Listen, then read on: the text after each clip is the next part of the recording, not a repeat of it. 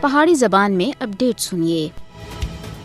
مقبوضہ جموں کشمیر کے اتنے بھارت کا وحشیانہ قبضہ اس دور دے استعمار دی بدترین مثال ہے۔ منظم آبادکار نو آبادیاتی منصوبہ بھارت مسلم اکثریتی مقبوضہ جموں کشمیر کو ہندو علاقے وچ بٹانے دی ناپاک کوشش کر رہا ہے۔ مقبوضہ جموں کشمیر کے اتنے بھارت کا استعماری قبضہ 27 اکتوبر 1947 کو اس وقت شروع ہویا جد اس دی صفاق فوج سرینگر ایئرپورٹ تے اتنے لاڑی گئی، جس دے نال ہی کشمیری عوام دا قتل عام شروع ہو گیا سا، جڑا اس وقت تک جاری ہے۔ بھارت مقبوضہ جموں کشمیر وچ غیر کشمیری ہندوؤں کو بسانے دے واسطے قتل و غارت گری کے ذریعے کشمیری عوام کو ختم کر رہا ہے۔ مقبوضہ جموں کشمیر وچ علیحدہ پنڈت اور بھارتی فوجی کالونیاں مودی دے نو آبادیاتی منصوبے دا باقاعدہ طور دے حصہ ہے۔ بھارت کشمیری عوام دی زیادہ تھی زیادہ اراضی اور جائیداد و املاک اتھیا کے مقبوضہ جموں کشمیر وچ اپنے آبادکار نو آبادیاتی منصوبے کو بڑی تیزی دے نال اگے بڑھا رہا ہے۔ مودی حکومت بھارتی کاروباری کمپنیاں اور تاجراں کو مقبوضہ جموں کشمیر وچ اپنی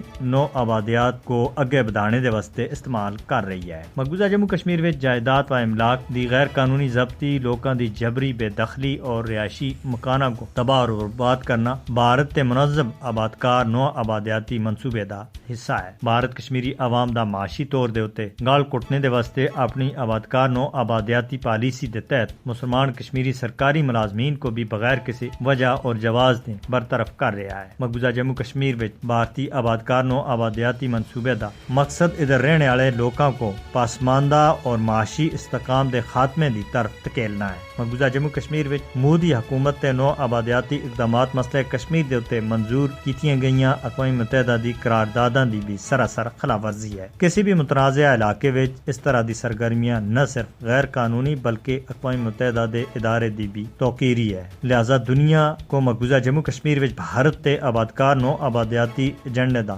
نوٹس کرنا چاہیے۔